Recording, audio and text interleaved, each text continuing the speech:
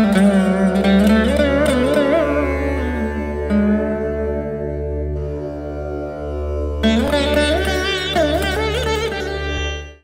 గ్రంథము 5వ అధ్యాయము 11 నుండి 12 వచనాలు. పస్కా పోయిన మరునాడు వారు ఈ దేశపు పంటను తినిరి. ఆ దినమందే వారు పొంగకయు వేచబడి ఉన్న భక్ష్యములను తినిరి. మరునాడు వారు ఈ దేశపు పంటను తినుచుండగా మన్నా మానిపోయెను. అటు తరువాత ఇశ్రాయేలీయులకు మన్నా దొరకకపోయెను. ఆ సంవత్సరమున వారు కనాను దేశపు పంటను తినిరి. ఆ దినమందే వారు పొంగకయు వేచబడి ఉన్న భక్ష్యములని తినిరి. దాని తర్వాత మన్నా ఆగిపోయింది. అక్కడ ఉంది చూడండి, ఇశ్రాయేలీయులకు మన్నా దొరకకపోయేను. ఆ సంవత్సరమున వారు కనాను దేశపు పంటను తినిరి. అంటే గాడ్ విల్ గివ్ యూ మన్నా కొన్ని సంవత్సరాల వరకే. నమ్ముతున్నారండి? గత వారం వచ్చిన వారు ఎంతమంది ఉన్నారు? గత వారంలో చెప్పినాను, మనము చిన్న పిల్లలుగా ఉన్నప్పుడు దేవుడు మనల్ని ఎత్తుకొని నడిపిస్తాడు కదా. కానీ మనం ఒక వయసు రీచ్ అయిన తర్వాత, అంటే ఆత్మీయ జీవితంలో కొంచెం పరిపక్వత పొందిన తర్వాత దేవుడు ఇంకా మనల్ని ఎత్తుకొని నడిపించడు. ఆ గొప్ప గొప్ప సూచనలు సూచక్రియలు మనకి ఇంకా కనపడకపోవచ్చేమో, కానీ ఆయన మన పక్క నుండి నడిపించే దేవుడు. ఇక్కడ కూడా మన్నా కొన్ని రోజులు ఇచ్చి ఉన్నాడండి దేవుడు, కొన్ని రోజులు ఇచ్చి ఉన్నాడు. దాని తర్వాత ఎప్పుడైతే కనాను దేశంలో అడుగు పెట్టారో మన్నా ఆగిపోయింది. మొట్టమొదటికి ఏం చూస్తాము? మోషే మరణించాడు, యెహోషువ had to take the lead. కానీ ఇక్కడ ఇంకో సంఘటన చూస్తాం. ఏంటిదంటే మన్నా ఆగిపోయింది. అప్పటి వరకు వారు కష్టపడకుండా వచ్చిన మన్నా సడన్గా ఆగిపోయింది. Now I want to ask you a question. I want to ask you, what has been cut off from your life all of a sudden? నేను నిర్మించబోతున్నాను. అవును, కష్టంగా ఉంటుంది నాయకులు అంటే, కష్టంగా ఉంటుంది మీకు బాధ్యతలు అంటే.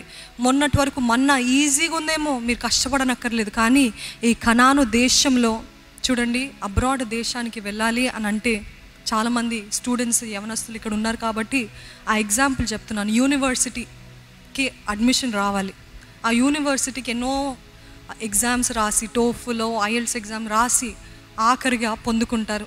దానికి లోన్ తీసుకొని అంత డబ్బులు సమకూర్చి ఆ యూనివర్సిటీకి ఫీజు కడతారు. యూనివర్సిటీకి ఫీజు కట్టినంత మాత్రాన వేరే దేశము, భాష తెలీదు, ఆ మనుషుల మనస్తత్వాలు తెలీదు, ఏం తెలీదు. కానీ సడన్గా వెళ్ళి ఆ రీతిగా నేను ఆ యూనివర్సిటీలో చదువుకుంటానంటే కుదురుతుందా? దానికి కావాల్సింది సిద్ధపాటు. ఏంటి ఆ సిద్ధపాటు? యూనివర్సిటీ గురించి మాత్రమే కాదు, ఏ రీతిగా ఉండాలి, నేను ఏ రూమ్లో ఉంటున్నాను, నా రూమ్మేట్స్ ఎవరు నాతో ఉండేది, ఎవరితోటి నేను సాంగత్యం చేయబోతున్నాను, ఎక్కడ నుండి వెళ్ళాలి, నా రూమ్ నుండి ఆ యూనివర్సిటీకి ఎంత దూరము, ఎవరు నాకు తెలుసు, అక్కడ నా బంధువులు ఎవరు, ఇవన్నీ కనుక్కోకుండా వెళ్ళారు అని అంటే నిజంగా బుద్ధిహీనత. ఎందుకంటే సిద్ధపాటు లేదు. సడన్గా అక్కడికి వెళ్ళిన తర్వాత ఎన్నో సంవత్సరాల తర్వాత మీ తల్లిదండ్రులు అప్పులు చేసి కష్టపడి చెమటోడ్చి సమకూర్చిన డబ్బులంతా మమ్మీ, డాడీ, నాన్న, అమ్మ నేను ఉండలేకపోతాను, నేను వచ్చేస్తా అనేసి ఏడుస్తూ ఉంటే తల్లిదండ్రుల గుండెలు బాదుకుంటాయంట, పగిలిపోతాయంట. ఎందుకు? వచ్చేవారుగా ఉంటారు.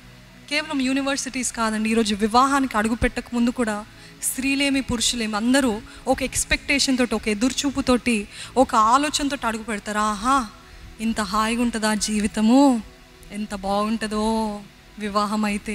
ఎంతమంది ఇక్కడ వివాహం కాని వారు ఉన్నారండి? ఎంతమంది ఉన్నారా? ఎంతమంది వివాహం కోసం ఎదురు చూస్తున్నారు? You ready to get married? కొంతమంది ఉన్నారు. మరి మిగతా వారు చదువుకుంటున్నారు. సరే రేపో మాపో అవుతుంది కదా, you better be prepared. So వివాహం కాని వారికి ఎలాగుంటుంది? వివాహం చేసుకున్న వారిని చూస్తే అబ్బా ఎంత చూడముచ్చటగా ఉన్నారు వీళ్ళు, అసలు ఎంత ఆనందంగా ఉన్నారు, ఎంత ప్రేమగా ఉన్నారు, ఎంత అనురాగంగా ఉన్నారు. అరే నాకు కూడా వివాహం అయిపోతే బాగుండు అని వెతకడం స్టార్ట్ చేస్తూ ఉంటారు. ఆరాట పడుతూ ఉంటారు, ఆతృత పొందుతూ ఉంటారు, తొందరగా నాకు వివాహం అయిపోవాలి. ఇంకా వారి జీవితం గురి ఏముంటుందంటే వివాహం అవ్వాలి. My aim is that I get married. మరి ముఖ్యంగా స్త్రీలకి నా ఎయిమ్ ఏంటి జీవితంలో? I have to get married అనే గోల్ తోటే ఉంటారు. 2 నెలలు లేట్ అవుతుంది వాగ్దానం వచ్చిన తర్వాత, నాకు ఇంకా వివాహం అవ్వదేమో అని చింతించడం స్టార్ట్ చేస్తారు. అలాగే వెళ్తూ ఉంటుంది. కానీ ఈలోగా మీరు సిద్ధపడ్డారా? లేదు.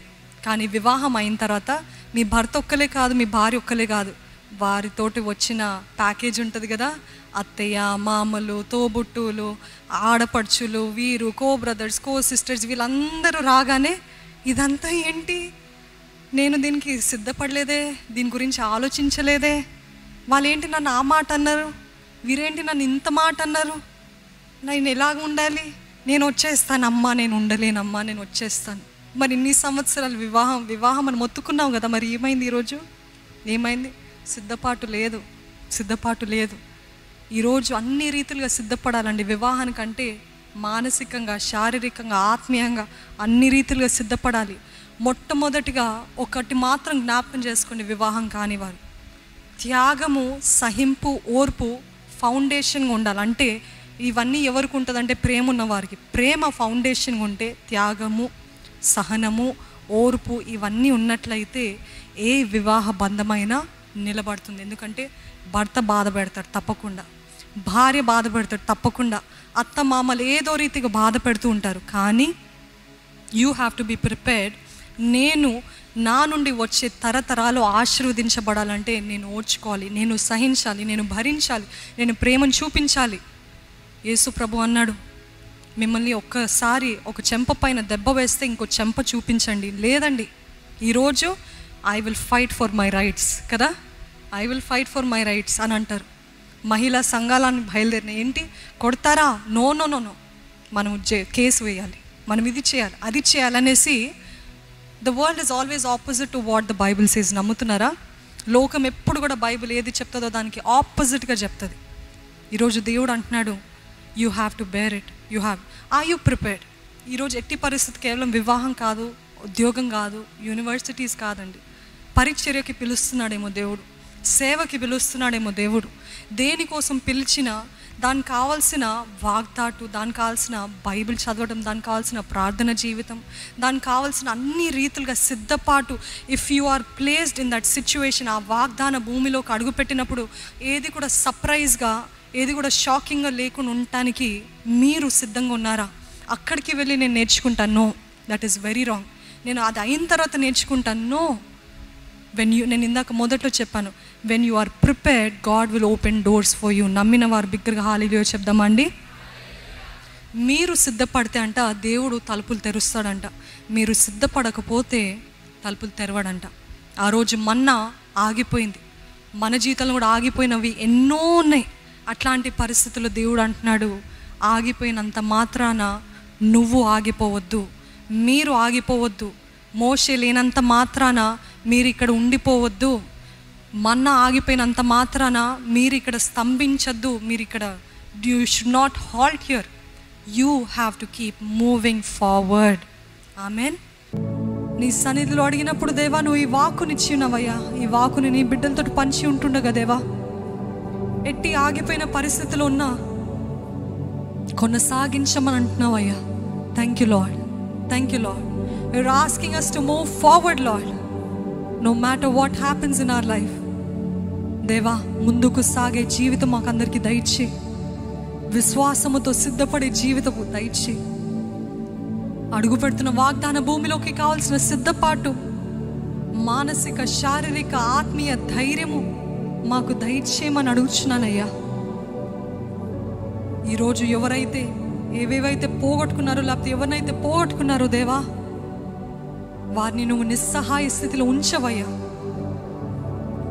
You always have a better plan Lord, and I trust you Lord. నేను నమ్ముతున్నానయ్యా.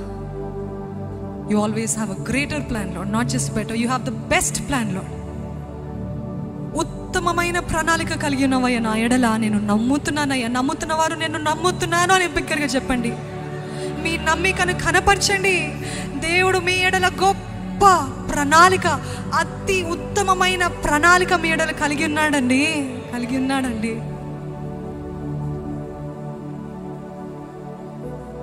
మోషే విడిచిపోయినంత మాత్రాన, మన్నా ఆగిపోయినంత మాత్రాన దేవుడు వారిని ఆగిపోమని లేదండి. You have to keep going forward. That's what God is saying to you today. But remember, don't go with an old mindset. పాత స్వభావము, పాత ఆలోచనలు కాదు, నూతన స్వభావము, క్రీస్తు యేసు కలిగిన మనస్సుతోటి Renew your mind and keep going forward. దేవా, మాకిచ్చిన వాకును బట్టి నీకే కృతజ్ఞత స్తుతులు చెల్లిస్తున్నామయ్యా. మమ్మల్ని అందరినీ దర్శించు. నీ వాక్యము దేవా మంచి నేలపైన పడిన రీతిగా ఈ వాక్యాన్ని తని ప్రతి హృదయము కూడా మంచి నేలుగా నీవే సిద్ధపరిచి ఆ రీతిగా దానిపైన ఒక విత్తనము వలె వేసి ఉంటుండగా దేవా 100 రెట్ల ప్రతిఫలము దయచేయమని అడుగుచున్నానయ్యా. Give 100-fold lord.